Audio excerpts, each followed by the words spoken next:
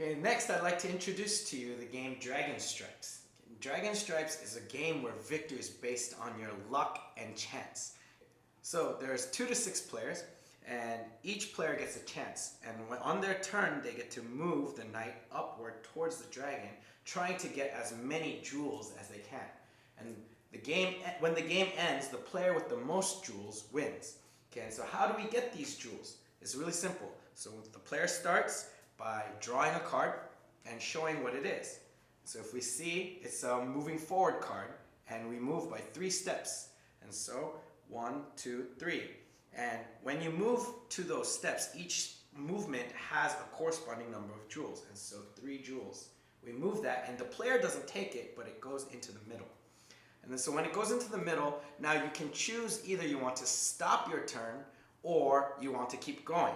And so if you decide to keep going, right, let's play with chance a little bit. So now this is a card with 4 steps forward. So I move 1, 2, 3, 4. So I add the corresponding number of jewels to the center. Okay. And then so as we play, you'll come forward and there'll probably be more jewels in the center, right? And so as you get here, now you got to decide whether you want to stop your turn or not, because the more you go, the more easier it is to wake up the dragon. And if you wake up the dragon, the game ends, right? And so if I show you, this is a stop card, right? And this means you have to stop your turn no matter what. So you stop. And then also there is a warning danger card. And this one is when 3 of these come up, it means that the dragon awakens. So on the second danger card, we'll switch the dragon to being alert, right?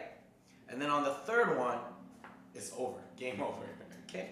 All right, and so now, how do you take these jewels? Okay, and so when the player decides to stop their turn, now they can pass the turn, and the player next to them can take over from this position.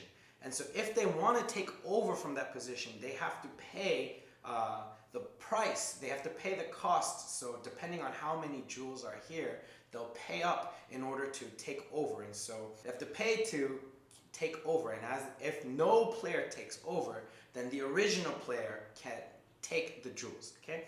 And then so as they move forward, when they get to 16, 17, and then 18, they get to slay the dragon. And when you slay the dragon, you take all the jewels, okay? And so the game ends there, okay? And but honestly, because there are so many of these stop cards and danger cards scattered throughout the deck, it's really hard to get here. But the chance isn't 0, and so there's always that hope that you can make it here and take all the jewels for yourself. But the game ends once 3 of these comes out, and so when 3 of these comes out, whoever has the most jewels wins. Okay.